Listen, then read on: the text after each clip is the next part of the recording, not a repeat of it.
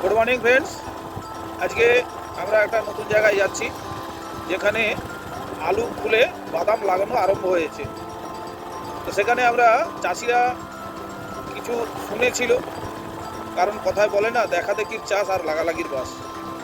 তো সেখানে পাশাপাশি চাষি আমাদের ব্যবহার করছে, সেখান থেকে দেখে ওই চাষিও আমাদেরকে ডেকেছে। উনি অলরেডি প্রোডাক্ট নিয়ে চলে গেছেন। আমরা আজকে যাচ্ছি কী কী প্রোডাক্ট উনি মাটিতে দিচ্ছেন বাদাম লাগানোর আগে, সেগুলো আমরা দেখে নেওয়ার জন্য যাচ্ছি। তো ওনার বাদাম লাগানোর আগে মাটিতে আমাদের গোল্ড সয়েল আর নিম অয়েল নিয়ে গেছেন বলে আমি শুনেছি। আজকে আপনাদেরকে দেখাতে চাইব যে কীভাবে চাষ করছেন আমাদের প্রোডাক্ট দিয়ে।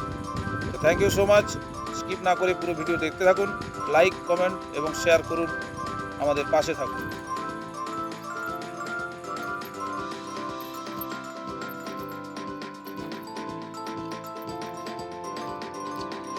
আজকে আমরা এসেছি সোয়াই গ্রামে। এই জমিটাতে বাদাম চাষ হবে, বাদাম লাগানো হবে, দেখতে পাচ্ছেন। তো এখানে দুজন চাষি ভাই আছেন, ওনারা আমাদের এই গোল্ড সয়েল আর নিম এটা নিয়ে এসছেন, ব্যবহার করছেন। এই জমিটাতে অলরেডি দিয়ে দিয়েছেন, ওই যে সারের বস্তা আছে ওখানে মাখিয়ে এই জমিটায় দিয়েছেন।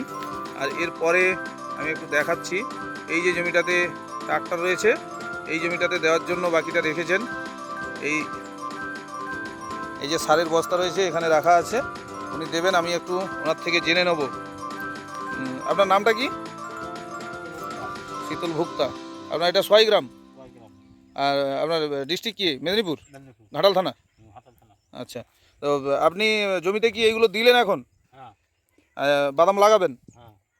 আচ্ছা, আর এই দুটো যে রেখেছেন দেখছি, এটা কি এর পরের জমিটাতে দেবেন না?